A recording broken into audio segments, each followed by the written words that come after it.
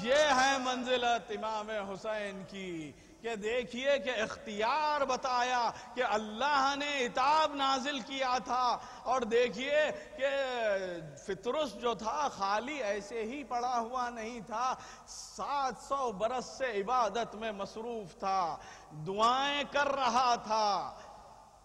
ملک کی دعا، ملک تو ہوتا ہی عبادت کے لیے ہے، تو ہر وقت ہر لمحہ عبادت میں گزرتا تھا، لیکن عتاب اس پر سے نہیں ٹلا۔ لیکن جب ٹلا تو اس وقت ٹلا جب امام حسین نے اس کی مشکل کشائی بھی کی اور اسے نعمت بھی دے دی۔ یہاں بھی بتایا کہ رحمت للعالمین ہے حسین۔ صلوات بھیجئے محمد و آل محمد۔ لیکن فطرس کو بھی دیکھیے کہ جب چلا ہے تو پھر جب عتاب نازل ہوا تھا تو جب یہ پرواز بلند پرواز کرتا تھا تو سوچتا تھا اس پر عتاب ہوا تھا۔ اب پھر جو چلا تو یہی کہتا ہوا چلا کہ من مثلی کہتا ہوا چلا۔ میں کہوں فطرس ابھی تو تجھے نجات ملی ہے، پھر کیا ہو گیا؟ تو کہے گا کیا تم نہیں جانتے اب تک تو میرے پاس دعویٰ تھا، اب دلیل بھی ہے۔ انا عتیق الحسین۔ صلوات بھیجئے محمد و آل محمد۔ برحمت کریم ابن کریم برنتر صلوات۔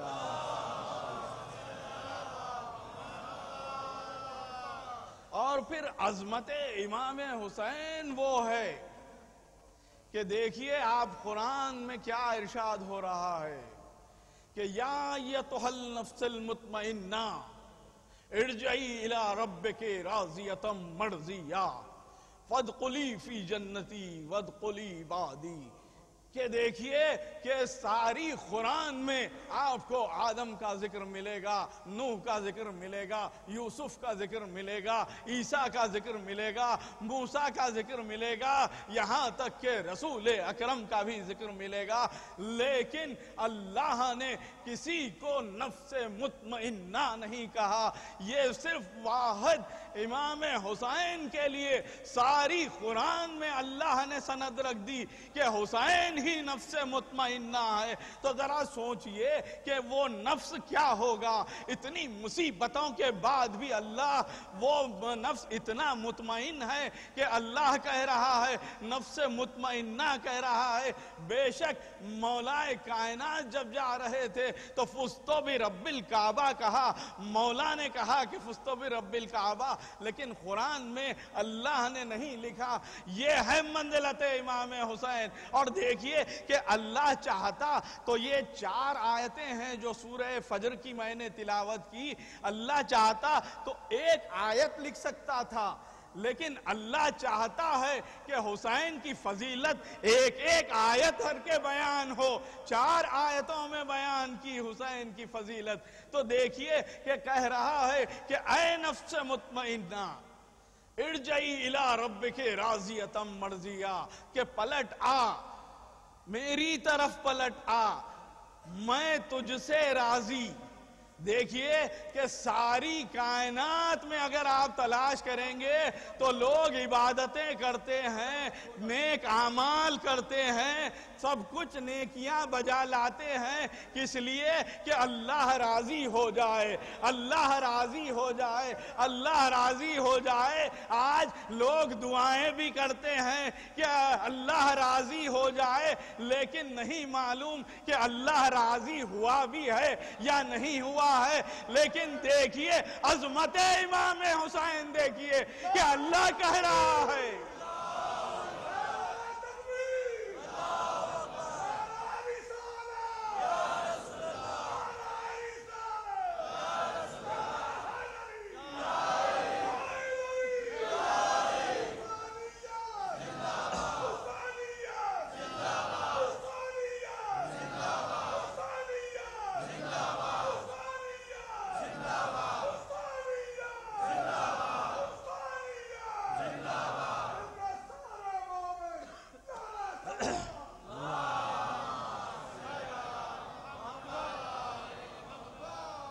تو آپ نے دیکھا کہ ساری دنیا کہتی ہے کہ اللہ راضی ہو جائے، اللہ راضی ہو جائے، لیکن پتہ نہیں کہ اللہ راضی ہوا بھی ہے۔ یہاں تک کہ دنیا چلے جاتی ہے لیکن پتہ نہیں چلتا کہ اللہ راضی ہوا۔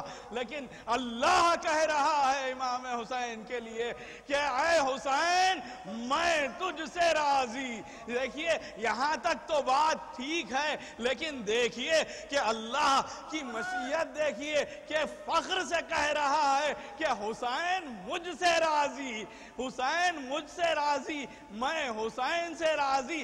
آپ کو کہیں نہیں ملے گا کہ یہ بندے کے لیے کہا کہ وہ مجھ سے راضی، وہ مجھ سے راضی، لیکن اللہ حسین کو کہہ رہا ہے کہ حسین مجھ سے راضی، میں حسین سے راضی۔ صلوات بھیجئے محمد والے محمد۔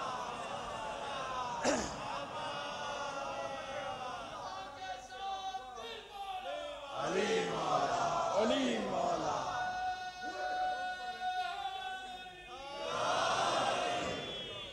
پھر آگے آیت بڑھتی ہے، یہ ہو رہا ہے کہ دیکھیے آدم کو عابد کہا، نوح کو عابد کہا، تمام انبیاء کو عابد کہا، لیکن صرف عبد کسے کہا؟ رسول اکرم کو عبد کہا۔ یہی وجہ ہے جو آیت میں کہہ رہا ہے کہ میرے بندوں میں شامل ہو جا۔ تو آپ ہرگز نہ گمان لگائیں کہ عام بندے ہیں، یہ بندے اور ہیں۔ صرف رسول اکرم کو کہا کہ عبد کہا، بندہ کہا، تو وہ بندوں میں شامل ہو جا۔ اور پھر آگے جب جنت کی بات آتی ہے تو اللہ کہہ رہا ہے کہ میری جنت میں آ جا۔ دیکھیے اگر جنت کوئی ایک ہو تو اللہ یہ کہے گا کہ جنت میں آ جا۔ اگر ایک جنت ہو تو یہی کہے گا کہ جنت میں آ جا۔ یہ کہنا بتا رہا ہے کہ میری جنت میں آ جا، تو وہ خاص جنت ہے جہاں پر مقام امام حسین علیہ السلام۔ صلوات بھیجئے محمد والے محمد۔ اس سے بہتر شایان شان امام حسین علیہ السلام ایک بلند تر صلوات بھیجئے۔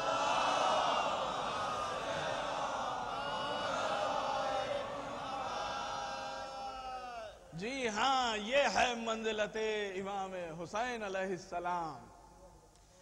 اور امام حسین نے جب رسول نے کہا کہ انا من الحسین، تو رسول نے رسول کی ذات مقدس کو بھی بچایا ہے اور پیغام رسول کو بھی بچایا ہے۔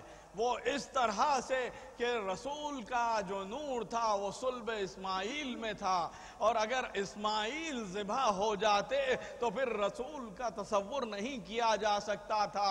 امام حسین آگے بڑھے اور اللہ نے اسے ذبح عظیم میں تبدیل کیا اور رسول اکرم کو بچا لیا۔ اس طرح سے یہی نہیں بلکہ جب پیغام وہ رسول جو ساری محنتیں کرے تھے کہ پتھرے کھائے، لوگوں کے طعنے برداشت کیے اور دین کو پہنچایا تھا، جب امام حسین کا دور آیا تو یزید نے کہا کہ یہ سب بنی ہاشم نے معاذ اللہ ڈھونگ کیا تھا، شریعت کو تبدیل کر رہا تھا۔